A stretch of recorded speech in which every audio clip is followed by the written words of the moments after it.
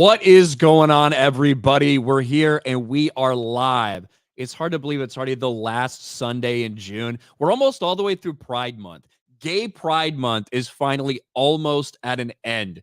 And then it's going to be America Month coming July. Early, it'll probably be some other like woke retarded thing that nobody cares about in July. It's probably like some type of trans month of visibility. Who knows what the fuck it will be. But that doesn't matter. We're here to talk because it's the last Sunday of the month. So the people that you guys might see in chat all the time, some of my biggest supporters, the people that are top tier channel members, top tier patrons, they come around here once a month. And instead of listening to me yammer on, which there'll be plenty of time for that later on today for the normal stream, you get to hear from a couple other people. You might agree with them, you might disagree with them. But either way, it gives you guys an opportunity to listen to other people that sometimes you see in the chat. And that's always fun for me. Who we got in chat right now? We've got my man Emilio. We've got CJ, Film Watcher, Tango Bang, Everscale, Ron Mistars. There's Tango Bang again. The Odie what the fuck is this? How do I say this? The Odie Astartes. Astartes? The Odie Astartes. Hello. Johnny182, Neil C. A bunch of people up in chat already, but that's enough of me. You guys don't need to really hear too much of me. Let's introduce everybody we got here. I imagine more people will show up as time goes on. But returning to the stream, I can't believe he's not on some European vacation because they get a quarter of their time paid off because that's just how Europe is, apparently. Fucking socialists. But what's up, Mr. J? Howdy ho. I'm officially renaming Pride Month to month. Yeah, that did kind of take over at least the last week. I got sick of that shit. I'm not gonna lie. I'm still laughing every time I'm watching it. It's wonderful. It just broke the internet, and nobody has been talking about Pride Month this year. I mean, nobody gives a shit anymore. It's wonderful. It's true. I think people are really just sick and tired of it. So, and now returning to the stream, first time she's been here in a while. We have Sarah Tano. What's up, Sarah? Hey, what's up? Yeah, it's been a while. I think the last time I was here was in February.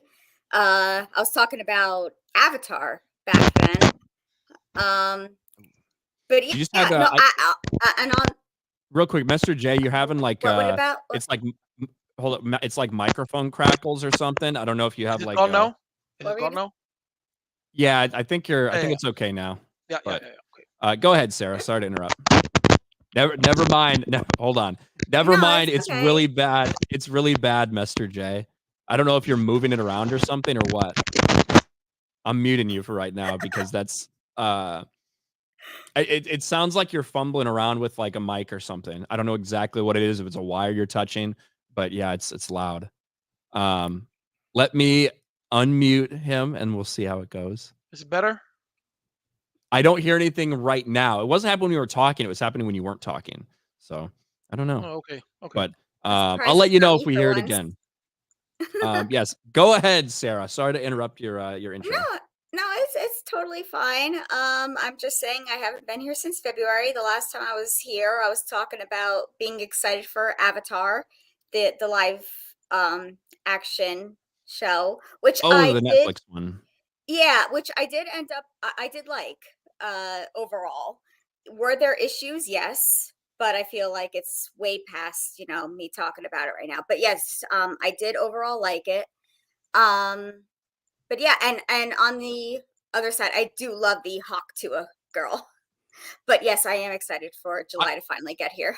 I like her. She sounds like somebody I'd wanna. I wish I was her Pookie, right? She was that loyal to me, right? But I'm just tired of seeing the meme everywhere. I'm over it. But returning to the stream, we've got Gabriel Knight. What's up, man? Not a whole lot. I'm still drinking up all these Dark Brandon tears from him shit the stage Thursday night. But shit, yeah. Otherwise, I'm ready to shit on some Disney shit Clown Wars. That was an embarrassment for our country. There's no doubt about that. Holy shit. And also, it's been a while since he's been on the stream, but returning with the rebrand. I don't know if it's the first time you've been on here since the rebrand, but we've got Tim from United Spacers Alliance. I was on last month. Yeah, I was on last month. And we're on the cusp of real Pride Month, as you can see by my attire. Got my annual 4th of July party planned. Going to do some brisket, some beer, all that stuff. It's going to be great. But I just wanted to say, Ryan, thanks for becoming a member of the channel. One night when somebody gifted some memberships, it's like, Ryan Kinel's a member. So I guess that means you're still watching me. That's fantastic. Thanks for the support over the years. But I'll say this, like, some of us may disagree on the approach, right, with Disney, Star Wars, and woke Hollywood, but I think we can all agree that The Acolyte is hot garbage. There's no disagreement there between anyone. Yeah, it's really bad. Pretty much no matter which way you look at it, whether you're looking at it from, does this fit in the world of Star Wars, whether you're looking at lore perspective, whether you're looking at pushing identity politics, or really the most important thing, like when you just have a piece of entertainment, is it good? Like, can it stand alone, this story as a whole? And it cannot. In every aspect, agreed. It falls apart. So yes, there's a lot to dig into with The Acolyte. And now joining us for the first time on this show, I heard him telling people he was excited about it. We've got Star Wars Marvel purist making his debut. What is going on? Thanks for having me on, Ryan. Appreciate it. Yeah, of course, man. Good to have you here. Good to have you here. So we are, again, these guys, some of my biggest supporters. I appreciate the hell out of these guys. That's why we do these streams. And as always, I encourage everybody who's watching, and I'll give it more plugs throughout, to go check out these channels and subscribe to them, because what they're talking about is important too. Well, some of you guys don't have channels. Mr. J just likes to hang out and talk, which is awesome. I like to be left alone. When he's not traveling. Yeah, when I'm not traveling on full pay. When you're not traveling on full pay, yeah. We've got another person, which I think this is... I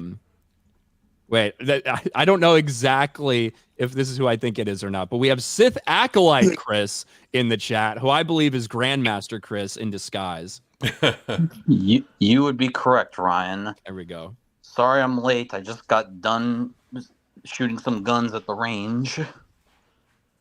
Hey, that's always a great way to spend a Sunday. Yeah, and actually, this gun range that I was at was right next to Buc-ee's.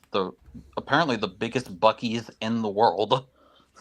Is it in Texas Buc-ee's somewhere? Is awesome. No, it's the one in, I can't remember. It's Sevierville, Tennessee. Tennessee has the biggest Buc-ee's in the world? That sounds like bullshit to me. At least for now. I heard that they're going to make a bigger one in Texas eventually.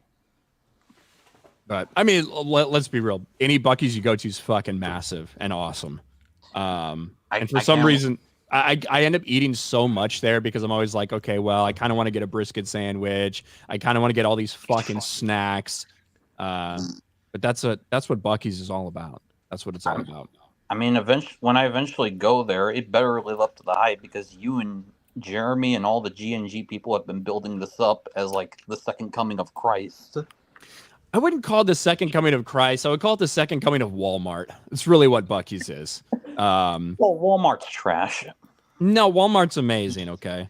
But it's a Walmart that you just go into, you get your gas, and they've got anything you want in there, anything possible. You've got camping equipment, you've got pajamas, you've got food, you got probably a car battery, you got anything in there. So yeah, Buc-ee's makes Flying J look like a freaking like AM PM. Yeah. That's pretty true. much. Yeah. I like that they banned truck drivers too. That's an added bonus. They banned truck drivers at Buc-ee's? Yes. Don't let subhuman do that. Go to your truck stop. Leave us normal people alone. No offense, subhuman, who's in the chat, but it's like, you guys have those awesome, truck stops. We can have our Buc-ee's. Thank you. That's why the bathrooms stay so nice at Buc-ee's. Yeah, there you go. Yeah. Right. You don't have the truckers who have been driving for 12 hours straight, just eating absolute shit, blowing up the toilets. All right. But we love subhuman. No offense. I want to go. You got to, if you see one. I'm pretty sure Buc-ee's are like mostly in the southeast. I guess as far up as Tennessee, maybe. But yeah, I was gonna say I've never seen one in Florida. There's one in Florida. There's one in just north of Orlando. Like really? Maybe somewhere between like Gainesville and Daytona area, like somewhere in that. Like there is definitely a Buc-ee's within like 45 minutes to an hour of me. Okay. They're all over Texas. Yeah, I've never been there. I've only been from like the villages down to Orlando. That's all I've ever been. Let's see. I'm going to tell you right now. I'm pulling up Google Maps. Buc-ee's let's see. There is one over in Daytona. So that's where I was thinking. There's one over in Daytona. There's also one just south of Jacksonville. I've been to Daytona many times. Okay. Wait, I you need to missed go out there. on Buc-ee's. Why are we talking about gas stations? I Because don't we're know. Americans. Better than talking about the Acolyte, that's for sure. Yeah, well, we actually drive places, Mr. J. I know you don't because every country is just like a trolley ride away for you over there in Europe. But we have big, grand, open spaces here. That's why our houses are so big, because there's a lot of land here in America. In 3.5 hours, I can basically be anywhere in Denmark. Walking? No, in the car, Ryan. Just saying. And Zach becomes a channel member over here. Thank you, and Zach. I like that profile picture. CJ for 10. The fight choreography is terrible. Looked like Soul made no effort in saving his fellow Jedi Knights. Compare that to Phantom Menace fight where Maul strategically separated Obi-Wan and Qui-Gon. Yes, the 5th episode of The Acolyte came out, and obviously there were a lot of people that were clapping and cheering because they got to see a big fight and lightsabers and colors and all these things, sparks. When you do look at the fight sequence, there's a lot of things that don't make sense in terms of when these guys are going off camera and appearing on camera. Where the fuck was Soul? Things like that. With all that being said, even though I think there's a lot of flaws in the choreography itself, I do think it's the best Disney Star Wars lightsaber fight that has ever been on screen. That is an extremely low bar because the sequel trilogy was awful. I don't think like the Ahsoka series was awful. The Kenobi series, I didn't find that lightsaber combat to be particularly great either.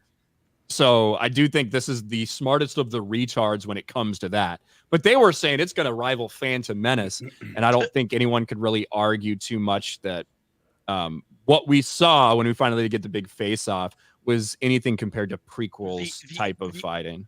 The introduction of Darth Maul in the Phantom Menace was a cultural event. Period. Oh And yeah. those doors opened, yeah. Yeah. Dun, dun. The music, everything about it. You know, Darth Maul was by far the best thing coming out of these 3 movies, and everybody knew where they were when we saw this in the trailers, and it's just there's no comparison to what Disney make.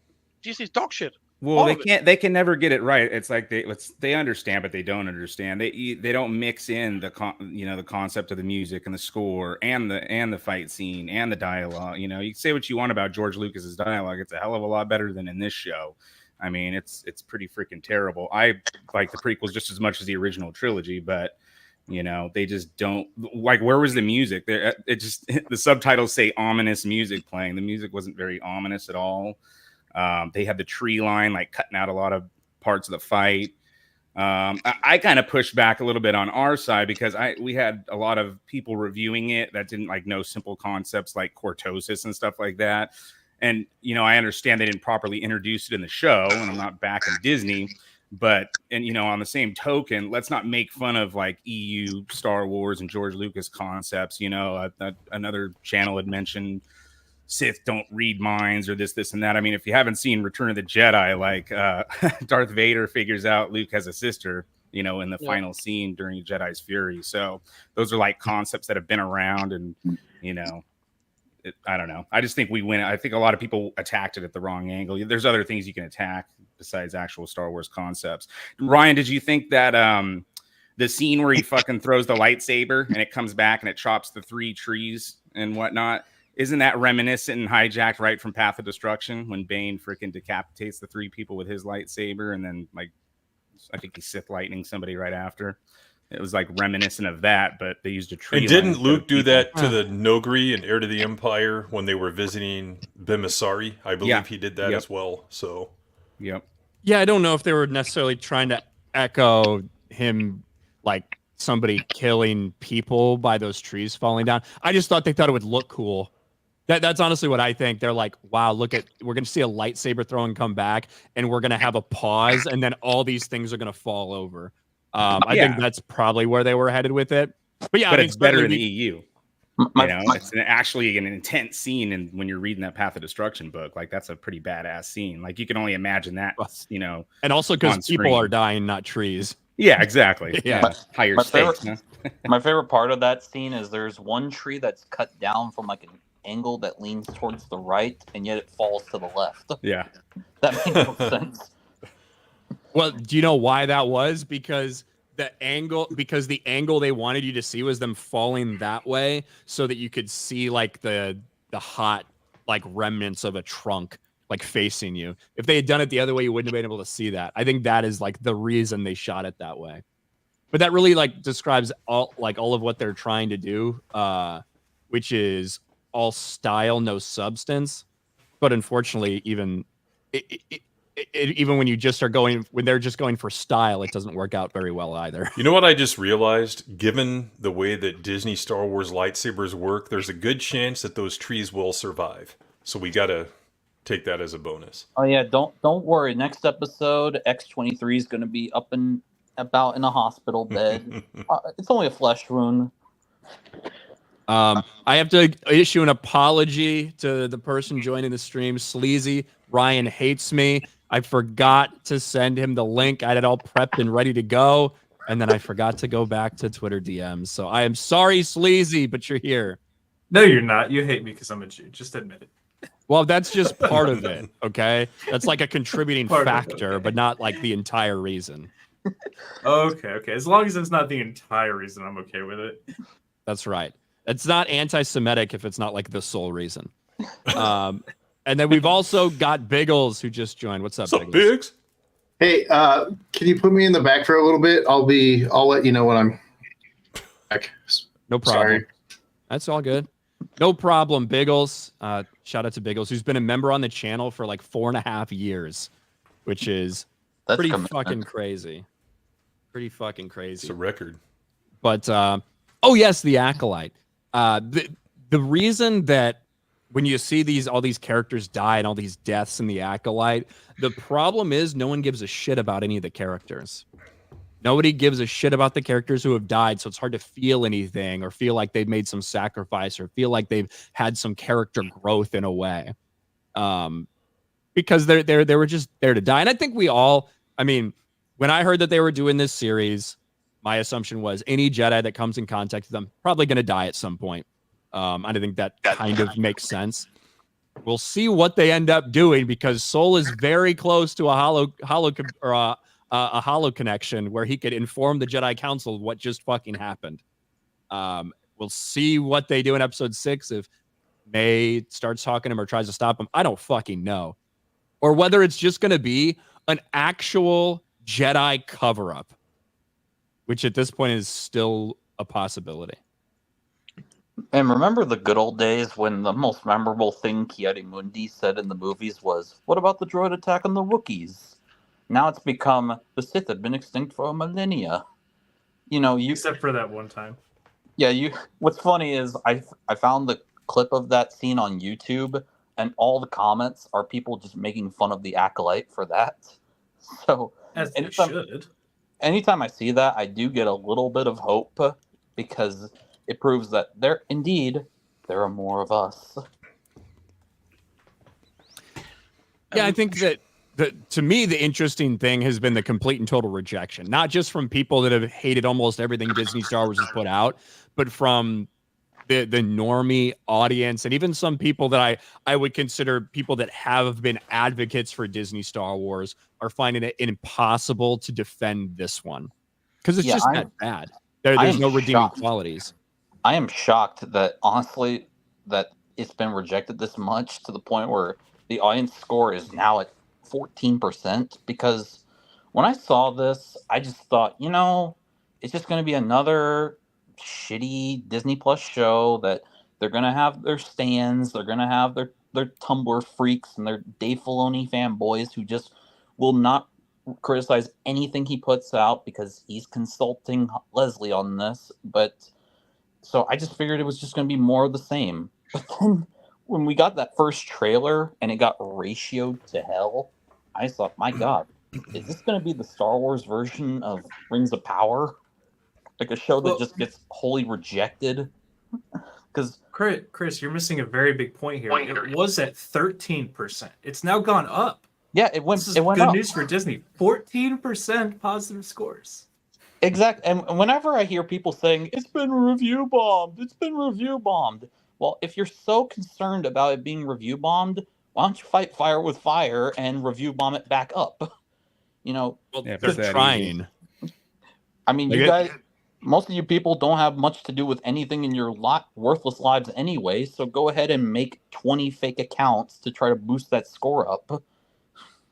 I find it funny that people think Soul is like one of the best characters. He's one of the most un-Jedi-like Jedi that I think I've ever seen on screen. Like People he just does some like him super 'cause he was in questionable Squid shit. Game. You know what's that? People like him because he was in Squid Game. That's my about name it. for him. Like, because when I do my reviews, I make nicknames for all these fuckers. So he's Master Squid Game, and then I called Darth Smilo Ren was Darth Gimpus because he looked like the Gimp from Pulp Fiction. And then I called the Asian dude before we found out he was Darth Gimpus. I called him Shang Tsung because he looked like D.H. Shang Tsung from the OG Mortal Kombat movie. But like Soul offers him immunity after finding out he's been giving poison to poison martini to fucking I call her ESG fake Sith, but like so he gives her a poison, kills a fucking master, and then he says, if you just tell us where she is, we'll fucking let you go. Like that, a Jedi would never fucking do that. It's just a bunch of ridiculous shit like that. I find him really cringy and shit. I don't know why people. I mean, obviously he probably acts better than obviously like Leslie's wife and half of the people on there, but I don't think his character is very good at all. I mean, we got to see Ryan Kinel as a Jedi. And kind of going back to what we were saying about like calling him Squid Game guy. I think that's one of the biggest problems with this show and most Disney Star Wars is what is it that most people love about Star Wars? It's Luke Skywalker, Han Solo, Princess Leia, Chewbacca, all the characters. That's what people keep coming back to. What memorable characters are Disney creating? You know, they're not. That's why most of these characters, we just refer to them by like what they've been. To be honest, I can't remember what the name of Carrie-Anne Moss's character is. I can't remember. Trinity. Yeah, exactly. She's Trinity from the Matrix. It's That's Master it. and Dara, but yeah. Like, well, they're not making memorable characters; they're making plushies. Yeah, they're making figures for consumption. That's it. I think that the reason Soul is getting more attention, I guess, for his performance is because of all the people that have been, at least throughout the majority of the show, including the lead characters, including all the different Jedi characters that actually had names that weren't just used as like fodder. He's one of the only people, despite not being able to speak English, that is actually able to convey some level of emotion with his face and with his delivery. I honestly think that's the reason that he is getting attention for his performance, because it just stands out amongst everybody else. But you're right in terms of his character struggling. Like, there's a lot of flaws with Soul in terms of, one, whatever happened back in the day, we don't know exactly what went down. Something bad went down and he feels really guilty about it. But he is way too attached to both Osha and May. Maybe that's because of some of the guilt that he feels. He's way too close to Jackie. He obviously let his anger get out of control. And like, we've seen a lot of that from him. I don't know what the purpose of that is, other than just to show us a Jedi who's struggling to live the way that Jedi are supposed to. Listen, we all know what went down back then. The Jedi misgendered somebody. Come on. We know that's what happened. They probably said that there were only two genders or some shit like that. You wait and see. I mean, maybe that's what happened. I like, to me, and maybe, you know, a lot of you guys here have, you know, read stuff in the EU before. What I've been saying, and what really hit me this episode, was a story that I would have wanted. Not from Disney Star Wars, obviously. I don't trust any of these people there to make anything worth a shit. But what I would have liked to see, if we were in this fictional world, what if we got a story that was actually from the Sith perspective? Actually a story about Sith, a master and an apprentice. It could be 200, 300 years before, whenever. It doesn't even have to be people that we know the name of, because there are plenty of, you know, ones in there that we're not quite sure exactly how many Sith Lords there may have been at the time, or like through that rule of two lineage. But wouldn't it be nice to have a story about two Sith who are quietly trying to manipulate things behind the scenes and gather power to eventually take down the Jedi, and one of them fucks up. Maybe it's the master, maybe it's the apprentice, but one of them fucks up, which one causes a lot of infighting between them, and then also gets the Jedi on their trail, and the Jedi start an investigation. The Jedi are getting hot on the trail to figure out what's going on. They're desperately trying to cover their tracks while trying not to kill each other at the same time. And inevitably, it leads to some confrontation, an actual fight between Sith and Jedi, where the Sith, just by the skin of their teeth, come out victorious, and they keep their secrets safe. I would so much prefer that rather than a story about two fucking twins that nobody gives a shit about, that you're supposed to feel sympathy and empathy and compassion for them for some reason, even the one that's doing the bad shit. Like, I would have so much more interest in a story like that than what we're getting. Lesbian witches, not really a Sith story. One just happens to appear and we don't know fucking anything about him. That's what I thought the Acolyte was going to be. You would when think I first heard the title, the Acolyte, I thought it was going to be from the Sith perspective, but it wasn't. You would That's what I thought we were getting.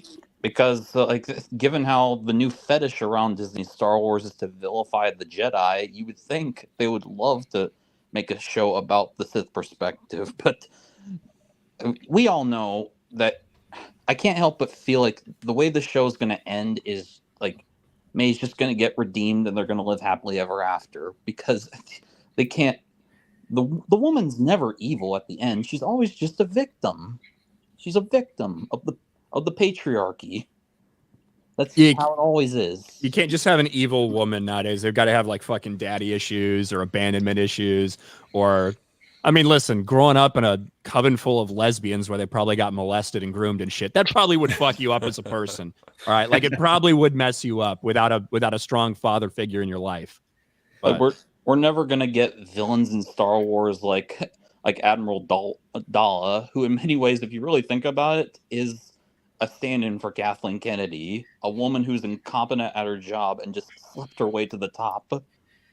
All they had to do if they wanted to set something during this time period was adapt the Plagius book. That's all they had to do. Well, I was going to say, that's why from my channel, I had Raging Rhino on before the show started. Unfortunately, we didn't get to finish it because we thought we'd cover the Plagueis book in like 2 sittings, and we have to do the finale. Just because there's so much, that book's so dense with like EU lore and whatnot. But we did it kind of as a precursor because we knew, they hadn't made the announcement about the beating Phantom Menace fight or whatever, but we just knew, like, cinematically, if you listen to the audiobook even of Darth Plagueis, like, they can't even come close to it, like, it's just way better.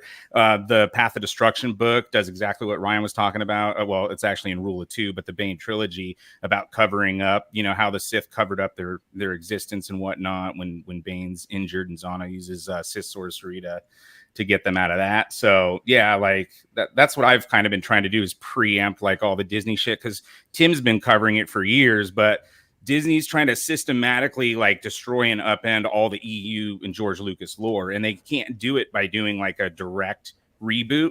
So they're going to do the next best thing, and that's strategically destroy the lore everywhere. I think at the end of this show, what you're going to get, it's going to be a validation of the dyad, because they've already said that It's not the Rule of Two, it's the dyad in Disney Star Wars. So that's why you're not really seeing any references or whatnot to the Rule of Two.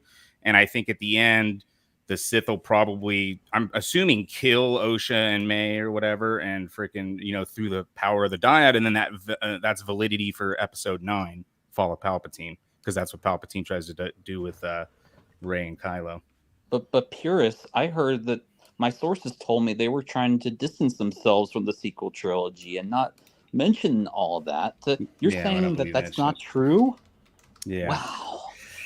I mean, all you'd have to do is watch the first season of Mandalorian to tell you that that's not true. Yeah, that's why all those rumors were always so retarded, because if it really was some super secret ploy by Jon Favreau and Dave Filoni to not connect it to the sequels and take over Lucasfilm and have their own like Mandoverse separate from that, then why would they constantly be making references to events that happened in the sequels, to planets that appeared in the sequels, like all that shit? From the very first season, it was like that.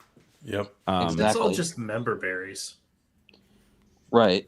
And kind of going back to, I think it was you, Purist, who were mentioning like they can't create a great lightsaber fight. They really can't, both in terms of choreography and in terms of character development. Because as we've seen in something like the original trilogy, it's perfectly possible to have a great lightsaber duel without the best choreography, as long as you have great characters. And it's not just the original trilogy.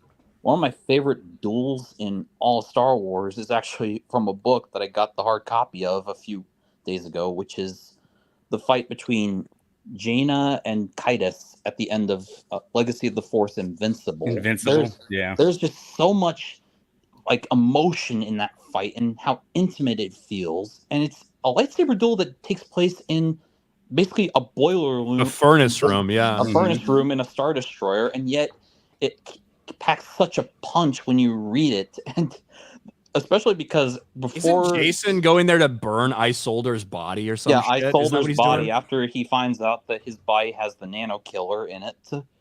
Fucking snaps his neck. That was a brutal, like...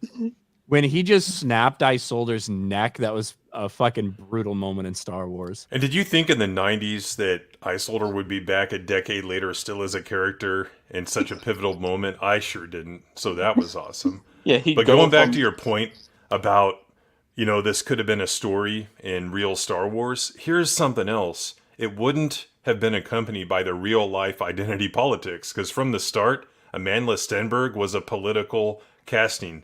As soon as she was announced, everyone started researching her, and since she was a teenager, she was making all these videos and making speeches about, the critical race theory, philosophy, stuff like that. She's been in that since she was a preteen, probably. That's the way she was raised by these stupid-ass liberal parents she has. So you wouldn't have had the real-life crap. Am I saying that George Lucas hired base conservative people? No. No. He hired people that knew how to keep their fucking mouth shut. And no one seems to be able to do that anymore. Yeah. Real quick, we've got Subhuman here. What's up, Subhuman? Sub? How you doing? I'm trying to figure out which one, if Ryan is more sad about, as leaving F&T or the end of Pride Month. End of Pride Month is really special to me, and I can't believe it's over already. Wait, we had Pride Month? It came and went pretty quick this year, didn't it? Well, my Pride Month is next month, July. Yeah, that's right. That's almost all of our Pride months here, except for Mr. J. But I'm sorry for interrupting whoever was making that point. Was it Grandmaster Chris? I'm not sure. I think it was Tim, because he was talking about... No, it was you. I was done. Oh, yeah, because going back to what you were saying about Amandla Stenberg, it just reinforces this argument of don't let your kids into Hollywood, because the first time I ever saw Amandla Stenberg was in Hunger Games when she played Rue. And I think she was 12 years old at the time. Yep. And you're saying she was in Hollywood even before that? She was doing modeling for like Disney calendars or something that they did when she was like 4 or 5 years old. That is freaking messed up. Well, I mean, obviously there's fucking Gerber babies. There's a lot of like whatever. But what's messed up is for her to pretend like she's in some way a victim or has ever been oppressed in her life. Like that simply has not been the case. She has grown up in the entertainment industry. She has gotten opportunities when she was super fucking young.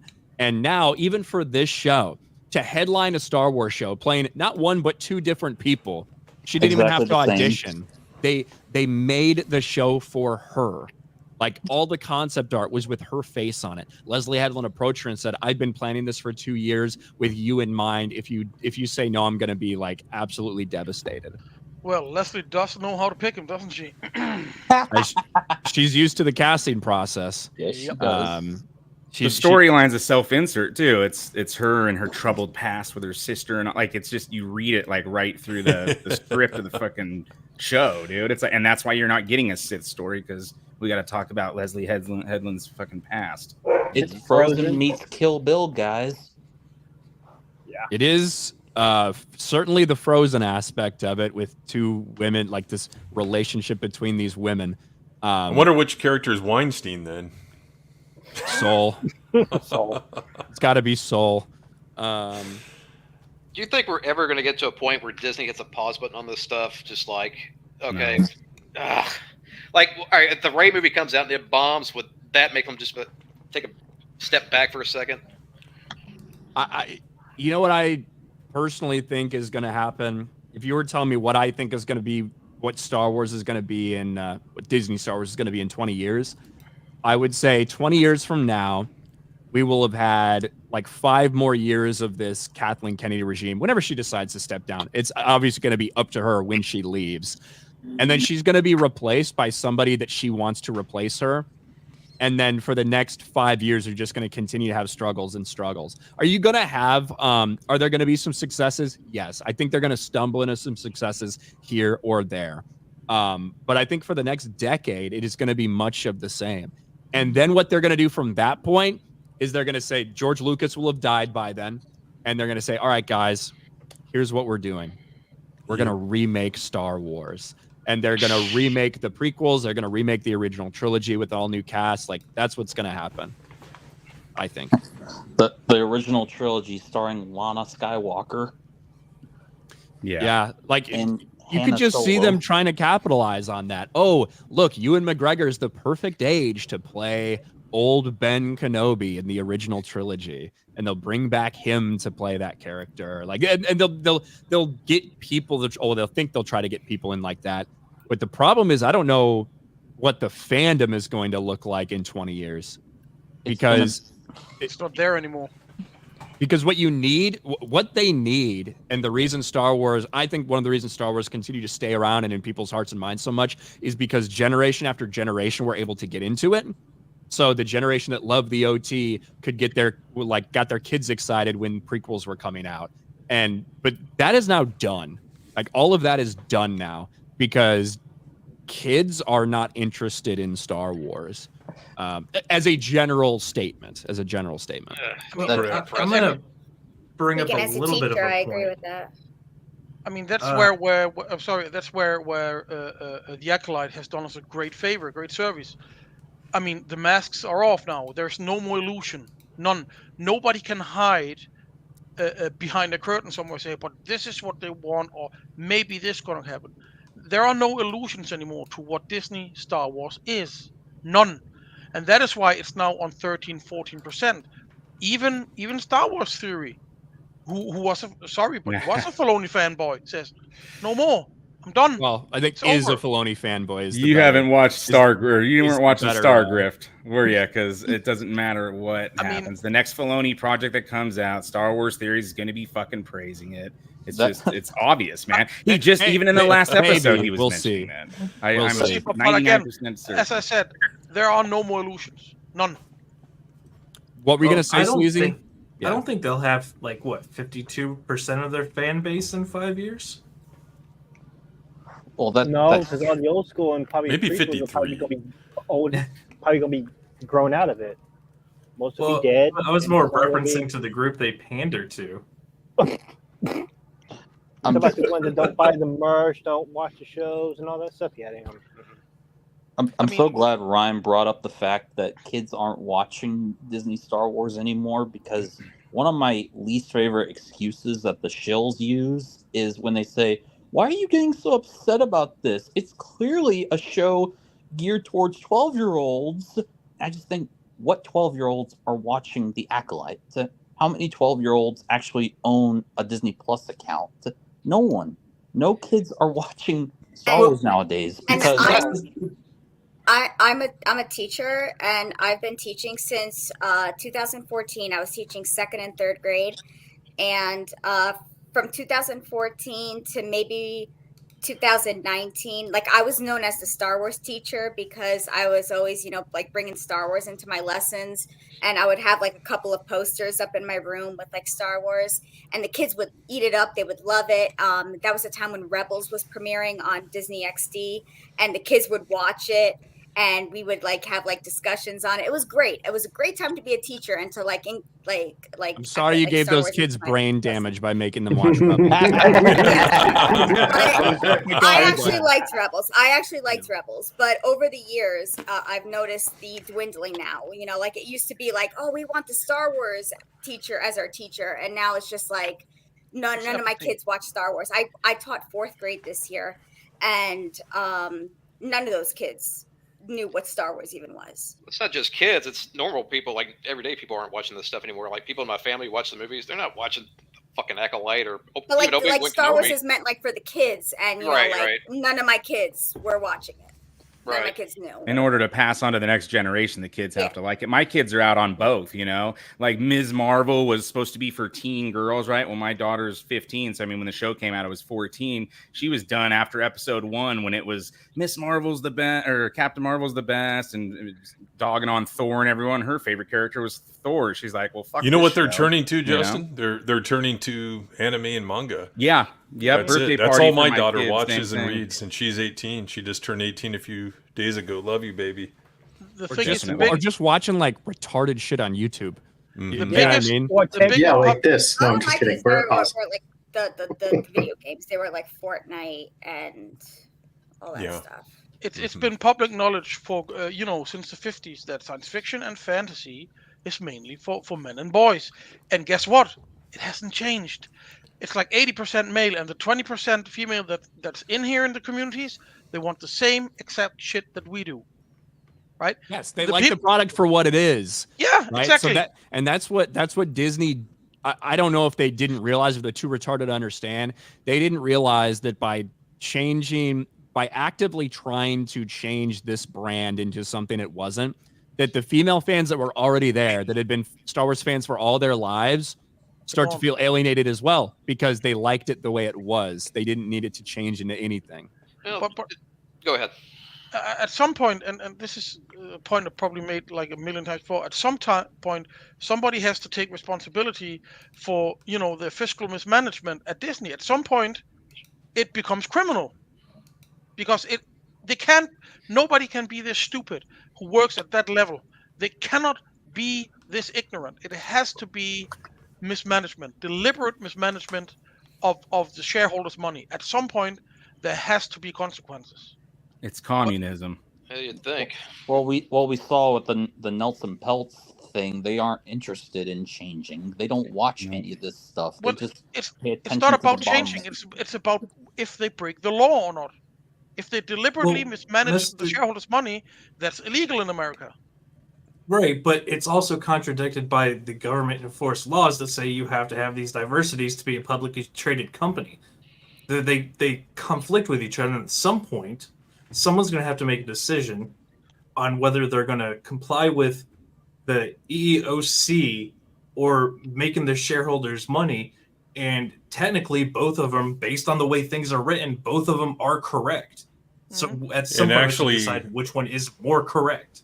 A lot of the laws passed under Obama's administration, they lighten the need for companies to meet their fiduciary duty if they're pushing ESG stuff. So that's where all this is coming from. It started under Clinton, actually, but using the power of the pen, Obama expanded it. So that's how they're able to get away with it without being held accountable. That's what we need someone to go into Washington and change. November. Well, that's the problem. We used to have a, separated government and different tiers of government. Now it's all about who has the executive power, because they just keep undoing executive orders back and forth. Well, hopefully Chevron helps with that. That was a couple of days ago. So exactly. Yeah. And the guy, unfortunately, that we gave all the executive power to is someone who said that women get raped by their in-laws. Yeah. That's an actual quote from the debate. The president of the United States, everybody. Well, so was Side of Muffins. I was going to say, he would.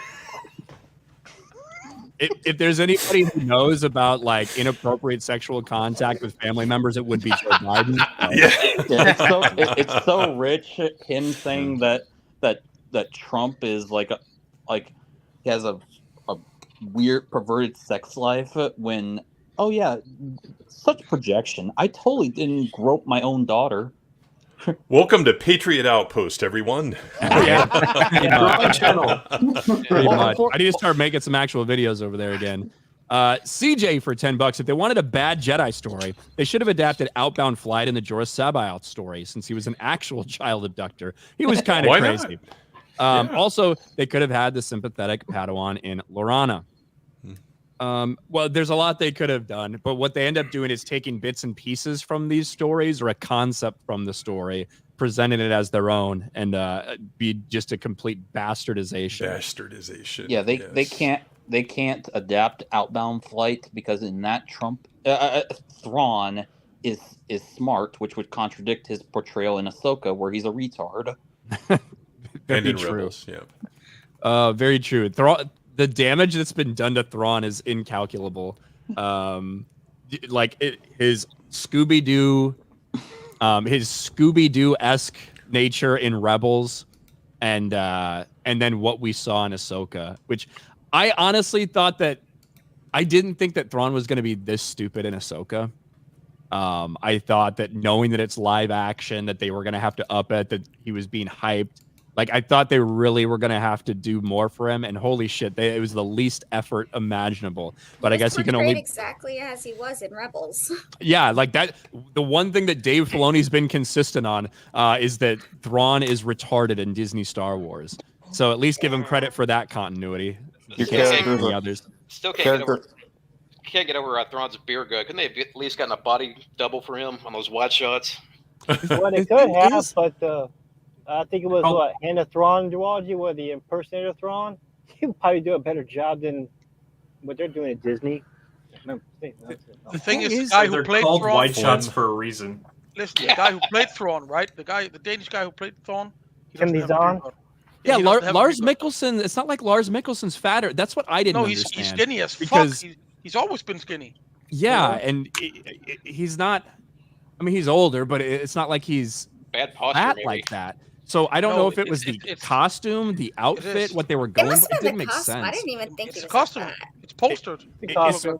Especially Boy, CGI'd because it. especially because when you do look at Thrawn's depiction, let's take all of the EU shit out of it. Let's just look at Disney stuff. Even in Rebels, he took his physical appearance and his physical fitness incredibly seriously. Yeah. Like they had multiple like times where they specifically made that a point. And for somebody like that to just let themselves go while they're trying to survive in another galaxy, I just don't buy that in his character. That's one of the reasons that it just did not make any sense at all to me. Ryan, did you read the Thrawn books? Not the the. I have original not read books? all of the Disney Thrawn books, but I've read, I think, 2 of them. Is there like The a first difference 2 were between horrible. those books and what's going on with the shows?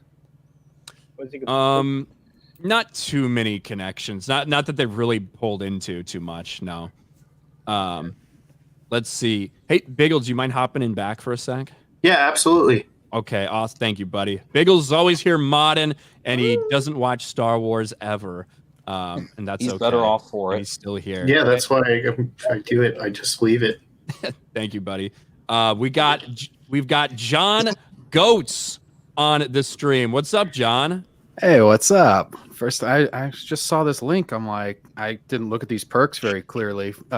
So I was like, oh, he has a members only chat. That's cool. Yes, yeah, we do the last Sunday of every month. We do that over here on the live channel because it can stay up and stay public for everybody to watch. So yeah, welcome to the stream, man. How you doing? Yeah, good. We're talking a little bit of Acolyte right now, the disaster known as the Acolyte. That's sure to raise everybody's mood, of course. Of course, that's everybody's favorite topic these days. Garfield's Bizarre Adventure for $10. Good news, everyone. My Hollywood spies have confirmed Neurotic and Piers Morgan recently went to Kathleen Kennedy's office wearing MAGA hats, demanding Lucasfilm ends wokeness in Star Wars. That sounds just as believable as Dave Filoni and Jon Favreau teaming up to take down Kathleen Kennedy. Forgot Totally Doomcock legit. being hired to replace Filoni as well. Hey, maybe that's the case. Maybe that's what it's been all along. By the way, speaking of Doomcock, I gotta throw. I hate to do this, but I have to throw some shade towards our guy Chris Gore, because when he did the Critics Court thing I was baffled when he did an episode specifically centering around the decanonization of the EU, and he didn't have Ryan on there. Instead, he had Doomcock on there.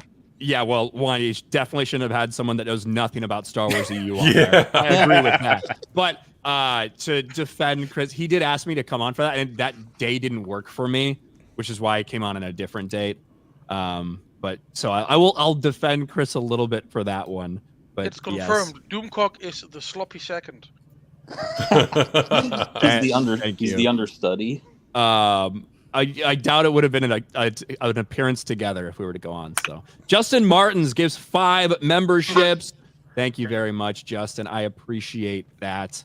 But we did get some, outside of Star Wars, obviously the Acolyte and what's coming and happening with that each and every week is kind of the dominating thing that's coming out, whether that's changing Caddy Mundi's age, whether it's how are they going to do this without revealing the Sith, all these questions.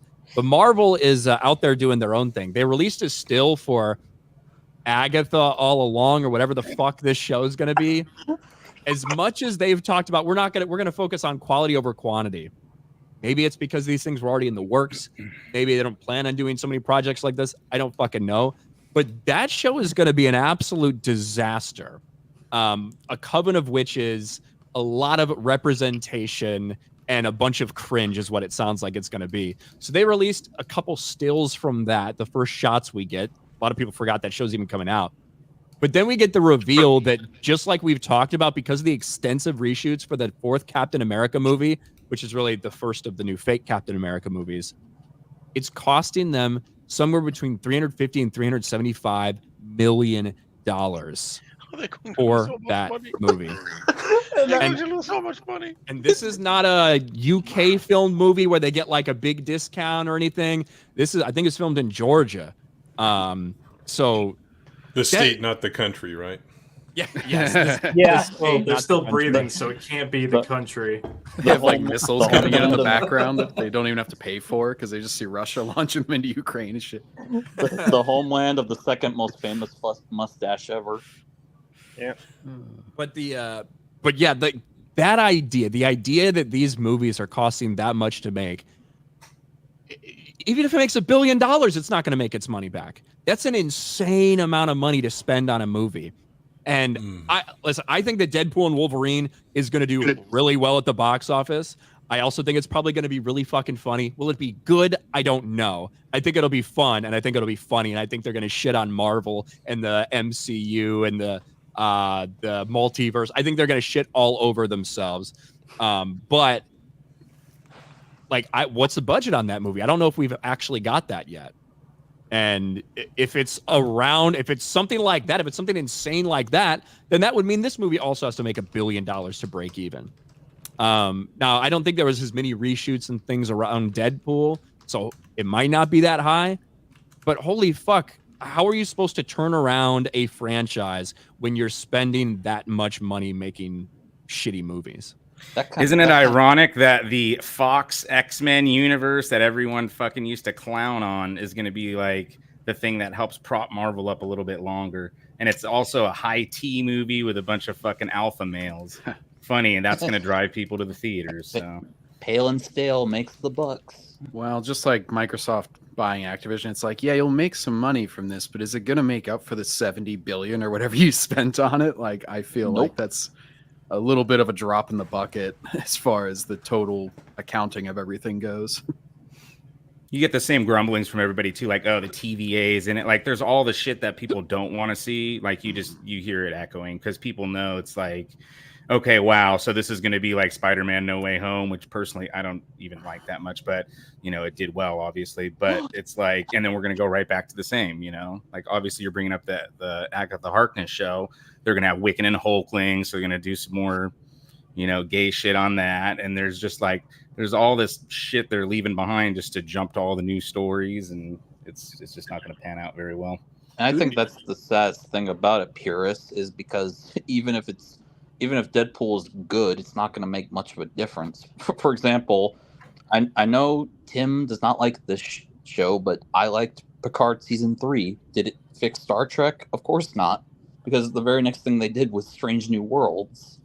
And what's going to happen with Deadpool, even if it's a big movie, the next thing we're going to get is Captain America 4, which that budget, $375 million, that could have been used to feed multiple third world countries. And instead, Red Letter Media will say that. It's going to go to a movie no one's going to watch. Well, and how many reshoots are they on right now for that movie? Yeah, they've reshot almost the entire movie. Yeah. And look, I just want to make something crystal clear. I don't give a fuck about feeding third world countries. I would rather you might as well just burn the money. It'd be more entertaining to watch than just give it to some corrupt fucking Swahili government. Even if they burn the money, they're starving to death, even if they're starving to death in Africa, they still won't eat the shit you put in your mouth every day, right? Well, and if they burn the money, at least they can sanitize their water at least a little bit. Yes, burn the money to boil your water. How about that? I would only say that in response to whenever someone says like, "Hey, you can't get mad about it. They're starving third world countries." I'm like, "Well, they're wasting a bunch of money on it. They could actually. I'm at least not spending anything by saying that I don't like it." Says the guys who made their name for themselves, shitting all over the prequels. Exactly. It only works when we do it, but when you do it, you're a bunch of nerds. Yeah. I'm calling it now. Deadpool is not going to make $500 million. What? Not Deadpool. Captain America 4. It's not going to make 500 million. It's not going to hit the $500 million mark. No, of course not. You thought the Marvels was bad. This is going to be even worse. What did I don't know. The Captain America name might carry it a little bit. Except it's not Captain America. I know, but they're gonna label it Captain America. So I feel like that might carry just a little bit. Unless they Chinese the poster. And have the old cap in and the new cap's in the background somewhere hiding. No, it's I think Winter Soldier made like 700 something million, and then Civil War made a lot, but that was kind of an Avengers 2.5. So as far as Captain America's box office, I don't think the first one did amazing. And there's been the overall rise of comic book movies, but now that that's on the decline, I mean, if 700 was Winter Soldier was top 3 best movies ever made by Marvel.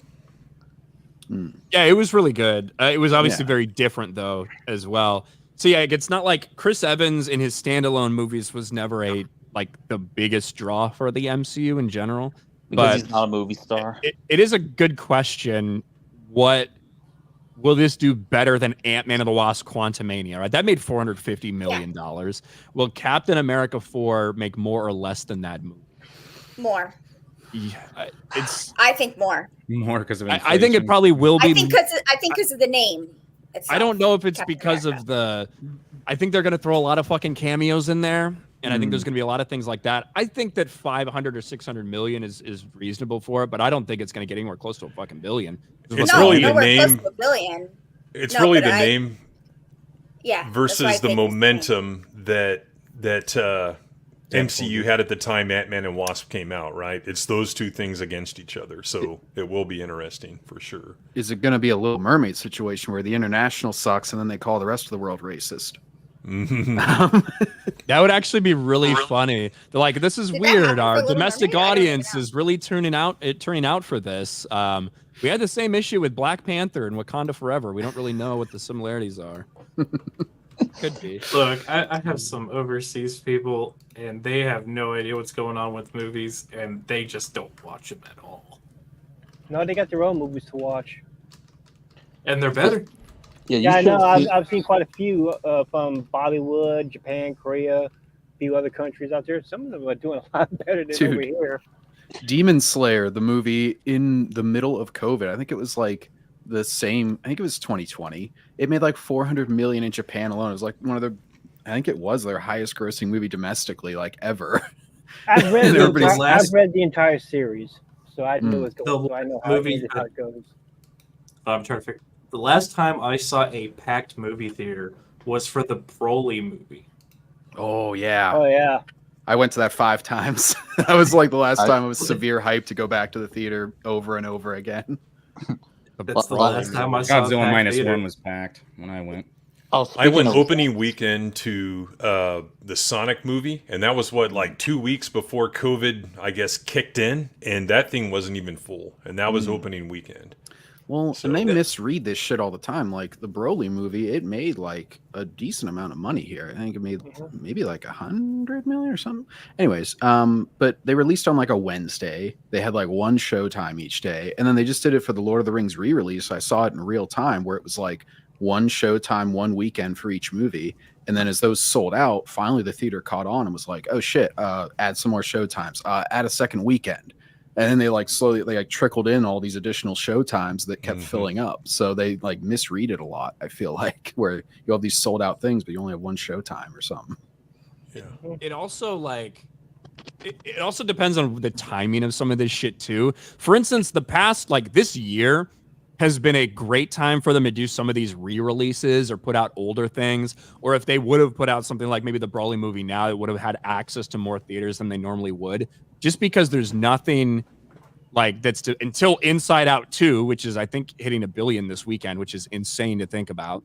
But with the exception of that, everything has been just massively underperforming. Well, and pretty much everybody. You got 70-year-old Bob Iger. He's like, "What, an anime movie? That's not going to sell anything." He just figured out that people like video games. Based on anime movies. I mean, look at those old shows that we used to watch. Made a bunch of money on that. Well, except for probably around the 80s and the 70s. But yeah, once Little Mermaid came out back in 89, 88, 89, that's when it just went straight up in the air. I forgot who mentioned it, but someone here mentioned Godzilla -1. I actually saw that for the first time this month, and my God, it's great. It definitely that will be me. I didn't think I was gonna give a shit about the people in that movie, but I actually did find myself invested in that story. Although it overcame his racism. It's like I actually care. I've always just rooted for Godzilla, you know. Damn, I have it. Yeah. Although I shouldn't have bombed Pearl Harbor. That's what you get. Although I do have one like nitpick about that movie, which is the way in which his girlfriend survives at the end of the movie is a little bit ridiculous. Because Godzilla like leveled that whole city, and she somehow managed to survive with like just a little scratch on her head. Well, hold on. Have you not seen how many people live in California and how it looks? And that's your complaint? Is that someone survived? Well, they couldn't make her too ugly because if she was like too bruised up, he would have gone to the hospital and been like, "I'm really happy you're alive, but I'm not staying with you. Bye-bye." I'm gonna go for some Very cigarettes. high, honey. Yeah, it's like she was like a quadruple amputee or something. He walks in and he's like opens the door, sees her, slowly backs out and closes it, hopes she doesn't realize he's there. He pushes the kid in. He's like, "You're taking this, by the way. I'm not doing this by myself. Bye-bye." The best thing about Godzilla -1 is simply they brought back the music, the real Godzilla music. And I've missed that so fucking hard in the international version, the new versions. It just makes half of the movie that you hear music that you've known for fucking. It's almost in 10 years. It's 100 years ago that the first movie came out, something like that. Was it? No, it was in the 50s, so 20 years. Yeah, it's fucking almost 100. Yeah. It's almost 100 years old. I know, and when 1954. And when that music came, I just that's it. That's Godzilla for you. They're like bum bum bum bum, like that one, like the really loud. When they're panning up his body. Yeah. Oh, it's so fucking great. It just gives me the chills. And also, I like how they utterly destroyed Hollywood without even trying, because they actually made a story with people and a conflict between Godzilla, and they didn't have to do any of this crazy, we need insane CGI Godzilla to do all sorts of crazy stuff, and we've got to have this crazy backstory with these top of the line whammon. It was quite literally, these are real people. We need to call upon King Kong for help. Right. Doing what they can, what they're realistically capable of when something like this happens, and not, we're going to make Godzilla a power glove, and it's going to be fantastic, or sorry, King Kong a power glove to help Godzilla fight other monkeys. Like I love Yeah. that it utterly That movie's power so bombed stupid. Hollywood in how The thing they about made this about movie. -1 is that you focus on the people. In the new the Western version, it's just big ass monsters fighting each other. No, I mean- they focus on the people, but they do like political freaking, Well, ideological shit, which were in the originals Oh. to a degree, but it was more like, because of, the bomb and all that and radiation. That was the whole purpose of that trope. But they were always the bad guys, the environmentalists and shit. And that's everyone's complaint about like the Godzilla versus Kong verse stuff is everybody hates the people involved. And I was thinking to myself, if I have to watch another fucking one of these with Millie Bobby Brown running around doing don't something get me that I started. don't care about, like I'm gonna kill myself. Don't get me started on that one. Oh god. That's what worried me about -1, because I started hearing, oh, there's a human story. I'm like, oh fuck, dude, again, was like actually these other good. ones. Yeah. But it is good. actually yeah. good. And Most they did movies great are. with the budget, and you could see where they implored that. But obviously the water scenes, like obviously it was probably a lot cheaper than CGI and them destroying the city all the time. So they were smart about the way they did it, and wrote it. Honestly, looked I great. think I would have liked that movie more without Godzilla in it, just because I've never really seen a movie about like the Japanese rebuilding after the war. That that whole thing was kind of cool. Yeah, and it's just overall it's interesting to sort of get the idea of what the end of World War II was from the perspective of the Axis powers. What Right. did this do to the people of Japan? What did this do to the people of Germany? How do they react? Yeah, And I think they did a really good job of showing that and like the fallout, the aftermath of what happened at the end of the war without actually getting super political about it. They made it about like national pride instead of whether the decisions that were made were like right or wrong. Do you know what I mean? Yeah. So that you were able to like root for the people involved, and you're able to see they had this like patriotism while acknowledging that their government had fucked up. And the thing is, the main character, he starts off as he's a fucking coward, and you just hate him in the beginning because he messes everything up and he doesn't do what's right, and you see his story and his journey throughout the movie, and in the end, he says fuck it, and does what he does, and magically survives, by the way. And in typical anime fashion, he was in a parachute the whole time. But that is what the story is about. That you have a guy who starts out, maybe he fucks something up, and he aspires throughout in a movie to make good on the wrong he did. And they don't do this in the Western world anymore. It's just gone. Well, and they're very the hell efficient do with the writing, because it's like they plug the plot hole of why don't other nations get involved by quickly saying like, America doesn't want to get involved with Russia and everything. And that also plays into the theme of what you were just talking about with the person. It goes into the whole nation then that they're standing on their own and they're, having to raise themselves up, by their bootstraps, dare I say. So it's like 2 in 1, and you get a lot of efficient writing in that way where it's like, it's a passion project. You can see that the writers and the people behind this movie, this is a passion for them. Also because Godzilla is the greatest movie thing that ever came out of Japan, bar I don't know the Seven Samurai. It is a passion for them. It's a matter of national pride. Godzilla is a matter of national pride for the Japanese. Period, and they just want to make good on it. And I know people say this a lot, but it bears repeating. $15 million budget. Yeah. Meanwhile, Captain America 4, $375 million. And an Oscar. Just, 15 million, and they got an Oscar. Well, I don't like hearing the rumors that Lucasfilm wants to hire the fucking director from this movie, because that's not going to solve anything. Like, no, I like James Mangold. I think he makes great movies. Like, there's not really a James Mangold movie I don't like. I didn't see Indiana Jones 4 because I don't recognize it. But it's not Star Wars or Marvel, so I'm not going to torture myself. I did the same thing, thank God, with Terminator, Dark Fate, and The Matrix. I didn't watch those movies because they don't mean, what Star Wars and Marvel do. But yeah, getting there, he's going to be co-opted if they hire him. It's not going to change anything. He's going to be just like Soul. He'll see Dave Filoni and be like, "What are you?" Yeah, he's going to get woman slain by Leslie's wife the whole time. Yeah, also, I approve my Fourth Amendment rights. He's going to go Japanese man on a Western woman, just going to slap some women. Shut up, woman.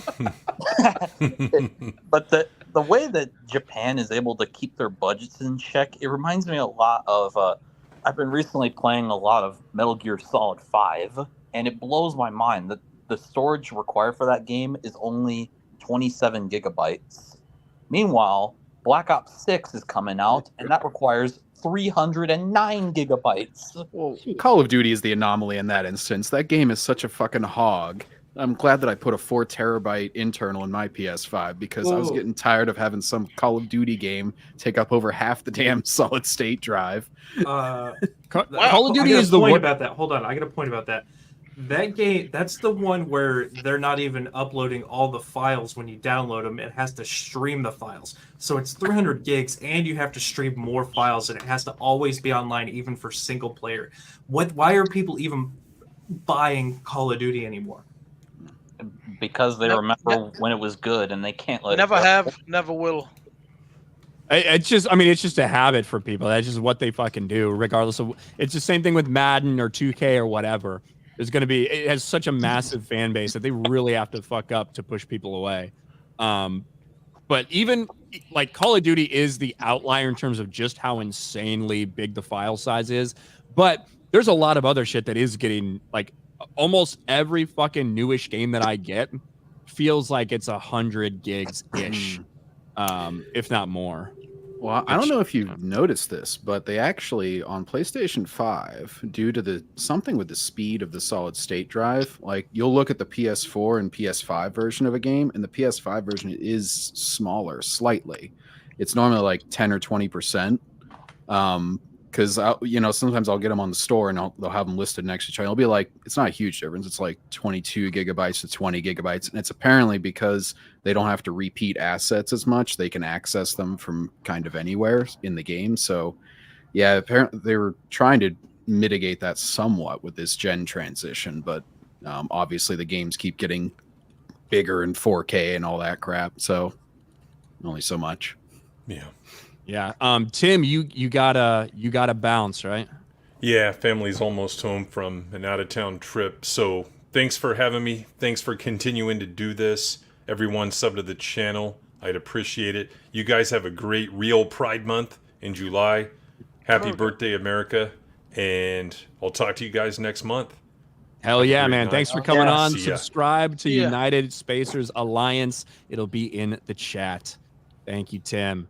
There we go. And that allows us to bring Biggles back in. What's up, Biggles? Hi, everyone. I'm back. Hi, Yeah, Biggles. sorry. Long time no see. Sorry, Sleazy. You were silenced. Was. You were silenced. And then you did say when you went to go see Two Towers, it was packed, right? Yeah, so there was 5 showings in my theater, and all 5 of them were sold out. That's the re-release they did a few weeks ago, right? Correct. And each theater had 40 seats. So the 40 seats were all filled. It was like that on Return of the King re-release last year.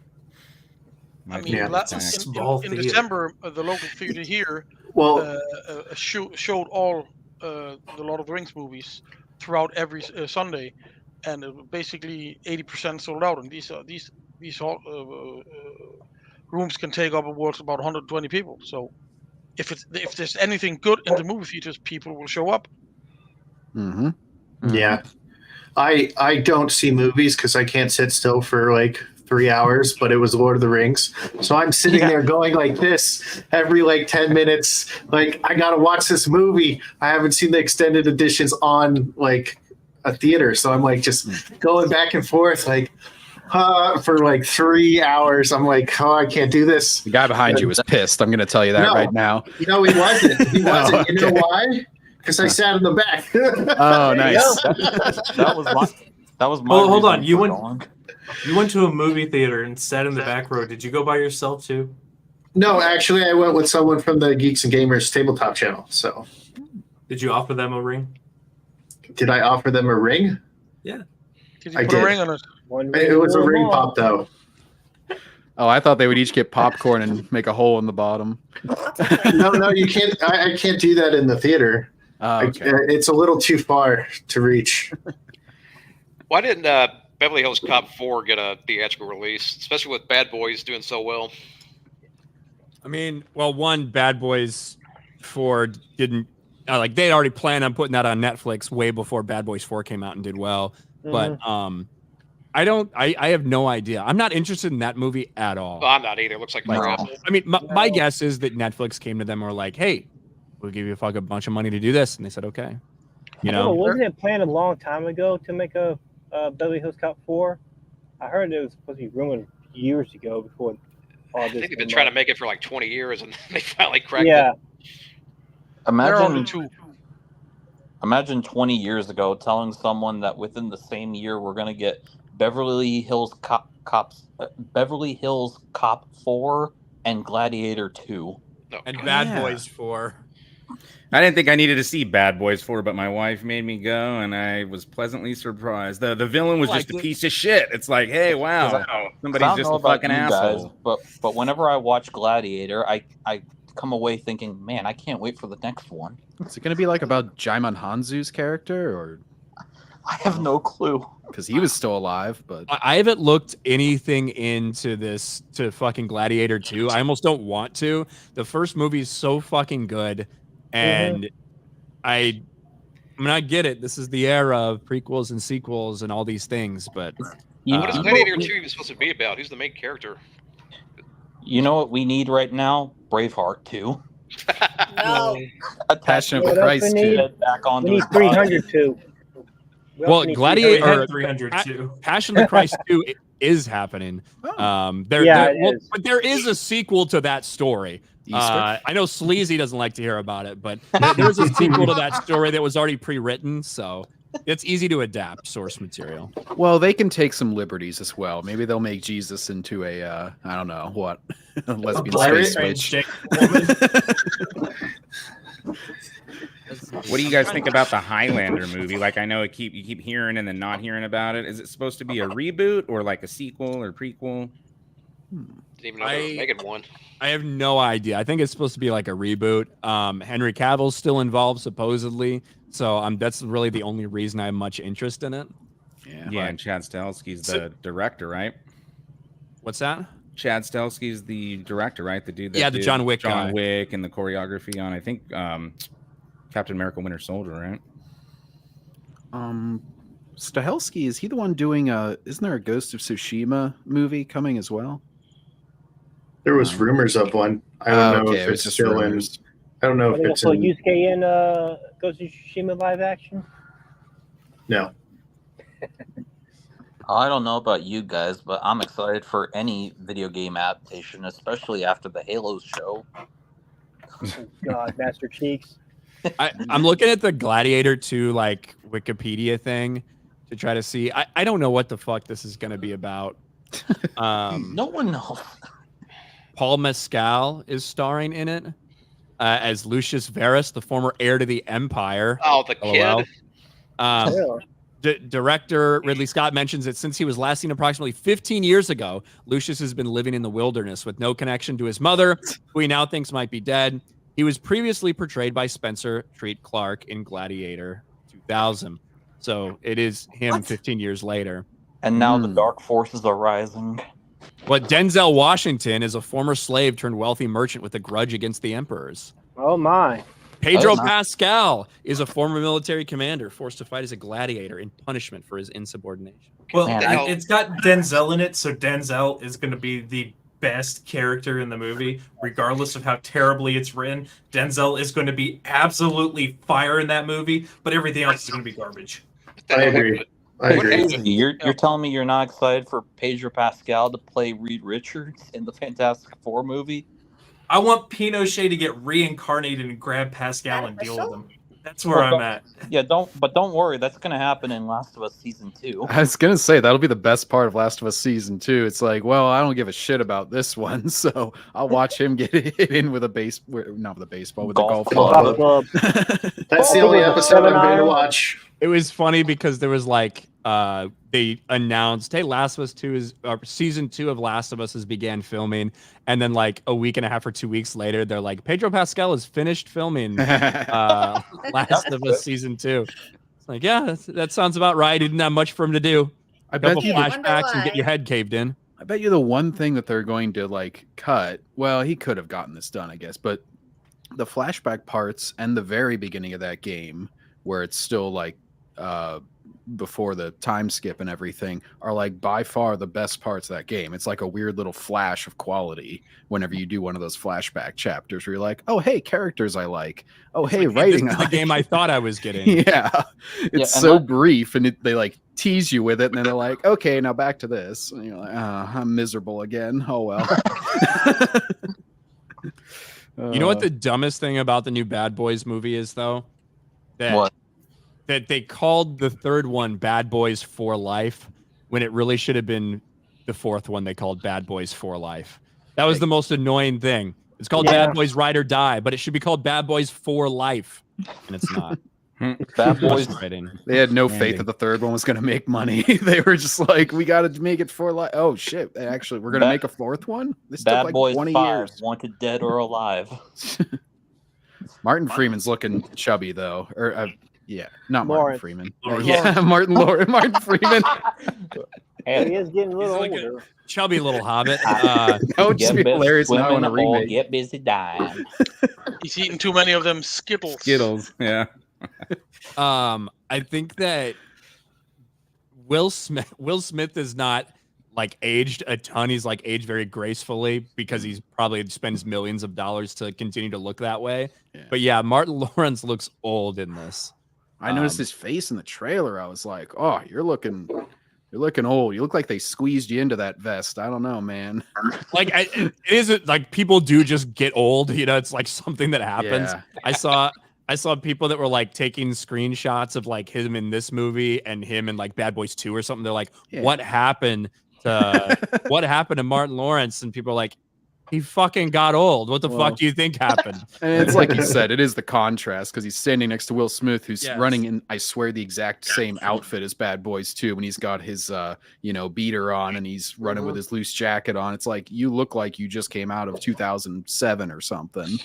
And I it didn't bother me that he aged like physically. It was when I heard him talk about it outside of the movie, like heard him talk. I was like, man, he's not doing so hot. People seem to age in really weird ways. For example, Ric Flair was 60 for about 30 years. Yeah. Yeah. I've got some Ric Flair stories. I love it. Most people fall in that middle line of the bell curve, right? But you have your like extremes. You have some of your Asian women who look like they're 21 years old until they hit, 50, and then they look 70 immediately. You know what I mean? Like you got stuff like that out there. But yeah, if you're in Hollywood and you got enough money, you can look however you want for as long as you want. It seems, unless they botch up your fucking all the stuff, all like the cheek stuff they have these women doing now, the buccal fat removal or whatever that is. The boys, Starlight. Oh, Selma Hayek's been doing it right. That's for sure. Oh, Selma Hayek. I to be honest, I never looked at Selma Hayek's face. She could have chopped her head off, and I wouldn't like recognize. I'm saying her body though too. She's still like she's actually in better she, shape than she was back in Dusk Till Dawn. I mean, Jennifer Lopez. Same. Or Elizabeth Hurley too. She still looks pretty good. Yeah, my age is showing. I'm not gonna live long enough to worry about it. It's 50 years old. I'm out. It'll all be good. Ryan's dream is to die in one of your shitty burger restaurants with a big ass burger in his hand, taking a bite and just like dead. Yeah. Ryan's gonna say something to the drive-through. As long as somebody records it and posts it on YouTube, which will most likely be Jeremy, so he gets either that, so he can just monetize that shit. He's going to have a fit at a drive-in that they misplaced his order or did a mistake, and his heart is just going to poof on. Poof. Florida man shot to death in a fit of anger. Well, hey, Sarah, I know you gotta bounce. So why don't we give you your outro? Thank you so much for coming back on. It's been a while since we saw you. Yeah, it's been a while. Yeah, I hope to come back again soon. Yes, I have to head on out right now. But thank you again for having me. I always love hanging out with you guys. I hope to do it again soon. I'm sorry it took me, so long to come back. Just before I leave, I've watched Doctor Who this past month. My condolences. Which one? I've the new one, and I didn't hate it. I actually liked it. Get her out. And I kind of wanted to. I wanted to talk about Gary her. Beacon, now, we do not know Ryan. this Just, woman. hey, shut up and let her talk. Go ahead. But I did kind of want talk about Doctor Who a little bit. I didn't hate it. I actually liked it. I just watched the finale today. There were, of course, issues that I have with it, but I'm looking forward to the next season. And it was very RTD. It was very RTD. But the big one, House of the Dragon. I was kind of hoping we'd talk a little bit about that before I had to leave. But House of the Dragon has been killing it. I know it's only been 2 episodes, but it's been amazing. And I can't wait until tonight. Ryan, I don't know if you're going to be on with Gary again later tonight. I will be, yeah. All right, so I'll be in the chat for that. But yes, thank you again for having me. And I will hopefully be on next month to talk more. But, yes, but. Sounds good. Well, listen, I love that you are loving House of the Dragon. I hate that you're liking Doctor Who, but that is okay. Thank you for coming on, Sarah. We appreciate it. You can't win them all. Having me. All Yeah, right, I know. bye. Bye. Bye. See you later. Sarah. There we I go. was going to tell her thank you for being our female representation, but now I don't. Yeah, And now I- it's gone. But we are getting close to, we've been going about an hour and a half now, so we're getting close to ending the stream, but we did have somebody that just popped in. We've got Graph Tanker. What's up, Graph Tanker? What's up? You guys hear me? Yeah, we can hear you. Hey, what's up? I got in late. I just got home from shopping. No worries. I think it's your first time on this stream, right? Yeah, I've been a long time follower of you guys. I just been slacking on getting on Patreons and all this other backings for you guys. Well, hey man, I appreciate the hell out of it. So thank you. Do you have do you do content? Do you have your channel or anything like that? Yeah, so actually I got this kind of side. My Graph Tanker 98 channel is a just some regular generic gaming stuff I do, but my real full-time channel is Arrakis Central. And some of you probably, I don't know if anybody's seen it, but I just all Dune. That's all I do is Dune stuff. So that's fucking awesome. Hey, speaking of, go ahead. Speaking of Dune, I actually watched the mini series this month, the one from 2000. It's actually Sci-fi version. Yeah, the sci-fi version. Mm-hmm. It's actually pretty good. Yep. And the Children of Dune sequel that they did is even better. It's really good. It makes me kind of excited for Dune Messiah when it eventually comes out, but at the same time, it just makes me even more confused given how Part 2 ends. Yeah, I don't know what they're going to do with doesn't end like that at all in the book. Like the book's totally different. The Chani thing is the one that stands out like the most. That is, she stood by Paul the entire time. She never left. She actually encouraged him to go and fuck the Emperor's daughter. So I don't really know how they're going to rectify that. There's other things too, like they condensed the time frame. Both Paul's mother and Shani should have had a kid by now. So there are things that just don't line up exactly.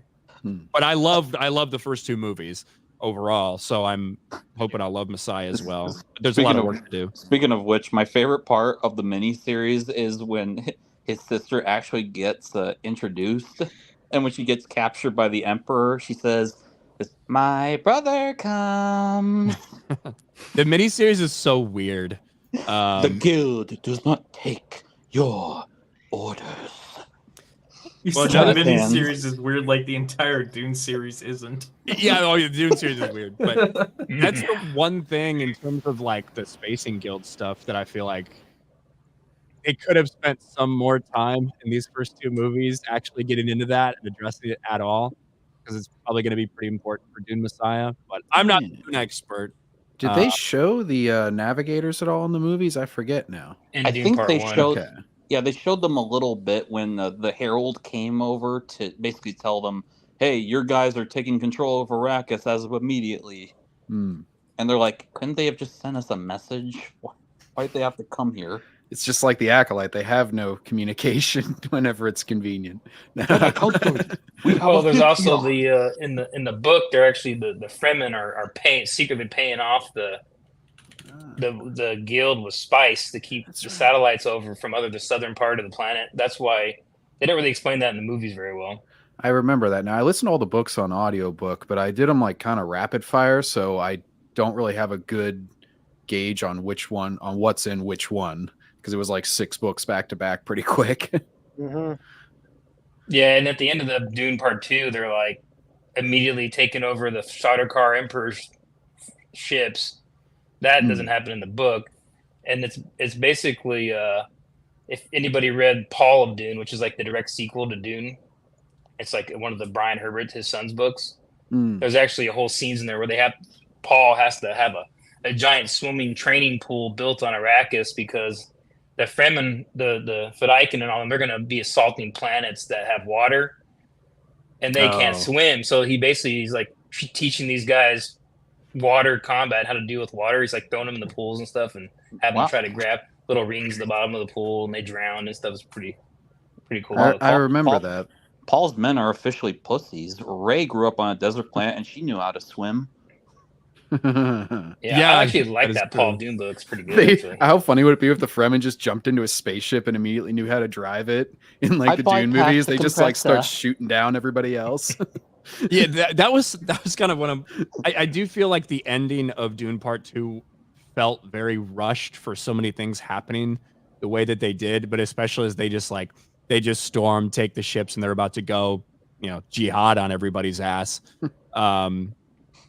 Yeah, I wish those movies could have each been 30 minutes longer. I know they're a long slog for people already, but I wish they could have been like 30 minutes longer. Oh, come on. I do have my concerns about this Dune Prophecy show because I read all those prequel books, the Balerian Jihad books as well. And then that one's like Sisterhood of Dune, but Sisterhood of Dune has Vorian Atreides and all these other characters that are in there, and they're not casted in the show at all. So I don't know what they're going to do with that. Well, those books aren't they like pretty controversial because his son keeps saying that he found more and more notes from his dad, and everybody kind of questions like how much, because he's written like a ton of books now on this. And it's kind of because the ending was very different from what it seemed to be alluding to at the end of Frank's last book. Yeah. And then it like kind of veers off for that conclusion, which I think was 2 books or something. There's a lot of them though. Yeah. From what I understand, there's a lot of people that aren't super happy with Brian Herbert's like entries. They might like 1 or 2, and you said you like the you like that one book, Craft Tanker, but I kind of like all of them, honestly, but I know a lot of people don't. Yeah, there's like a lot of people that feel like he either didn't align with his dad's vision or like whatever, but I haven't read all of them. The ones that are closer to the original book, like the one you were talking about that's just after Dune, like that one I felt like was pretty good. Yeah, and then I think he had a trilogy set with Paul, his dad, just before the original Dune, and those were like made a lot of sense. Like I feel like the further he gets from the source, it starts to stretch a little more, but I like the ones that are more closely linked to the original books. Yeah, the Balerian Jihad books are kind of more fantastical sci-fi, kind of more like, because you have like the Cymex and you have the humans that put their brains in the canisters, and it's all they're basically they're like Kane from RoboCop 2 essentially. Yeah. And there's dogs that take the form of chairs. Yeah, there's all this weird stuff, and there's all this like Vorian Atreides is essentially immortal, but he was the son of one of the Cymex. He was the first Atreides, was actually a bad guy, and all that. He was like he was working for the AI, the thinking machines. He was updating the planets, so he had that ship, and he would take that ship with his little his AI robot friend, and he would update all the Omnibus cores on each planet. Which is why AI will never take over, because as soon as it needs a software update and crashes, it's going to destroy itself. So he actually put the virus. I can't remember which book it was. I think it was the 3rd one. He goes and finds that ship he abandoned in space and turned off his buddy. Goes back, leaves a virus Omnibus update. Oh yeah. And then he continues on. Oh, I'm awake now. I'm going to continue my mission. And he starts dumping a virus on all the planets, and all the planets start going haywire. Like the factories shut down, and it's pretty funny. Don't let AI run stuff. Roger Tirazona for $5.99. Following from Europe. I have never seen Star Wars fandom so united globally as now. Am I being pessimistic to think Disney will not take the hint? I think that they are. I think this is more backlash than they expected. I think people at Disney are probably like looking at like what the fuck is going on. But in terms of Lucasfilm, I think we've seen by now that they're not on the road to change. They're full speed ahead. That's how I feel about it anyway.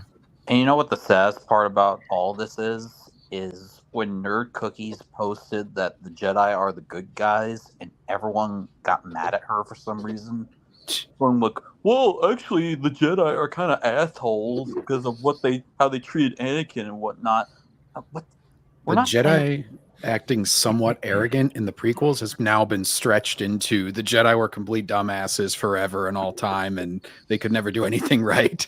Yeah, It's like like rumors. guys, they had one flaw. The reason the Jedi looked for children is because children are pure and non-corrupted and whatnot, and they want to bring them into the Order so they can, continue that in their training and whatnot. And Sith wait for people that are, scarred through life and stuff because they're easily corruptible and easier to fast track to the dark side. So that's what makes what they did to Luke in the sequel trilogy even worse, because in the original timeline, the whole point of what Luke does is we're going to show how the Jedi went astray in the prequels, and now here Luke's going to like rebuild it and do it right, essentially. Like he's going to do away with all the rules that led to their downfall. Now it's just going to be, we're going to do that, but it's going to be Rey who does it because she's the heart of Star Wars after all.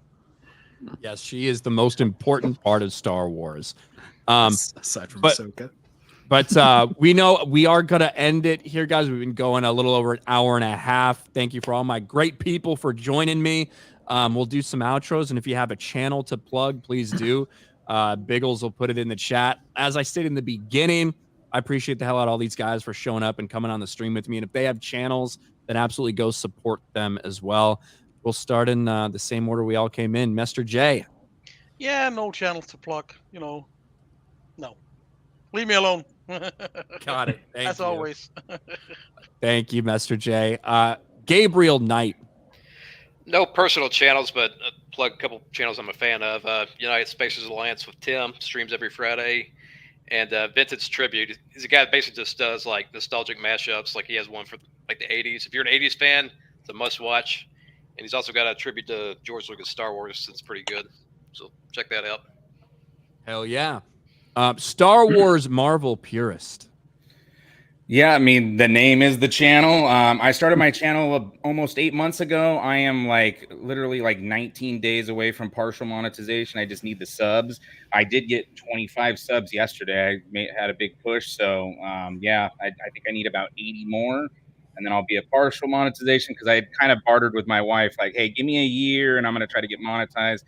I'm hoping at least the partial monetization, I'll be able to keep doing my thing. I don't think she's going to have a problem with that. But yeah, I mean, I basically cover Star Wars and Marvel, but I kind of go at everything at a lore perspective and trying to keep like the positive light on the original George Lucas and EU Star Wars and the original Stan Lee Marvel, like up until about 2000, because that's when they started doing all the reboots and the multiverses and all that shit. I'm a huge X-Men fan, and when they did the Grant Morrison reboot, it really was a big turnoff because I like lore and continuity, and when you start rebooting shit, it convolutes everything. So yeah, give me a follow if you could. I appreciate the support, and I am doing Acolyte reviews. They're taking me forever. I usually live stream the day after, that way at least my thoughts on the episodes are out there.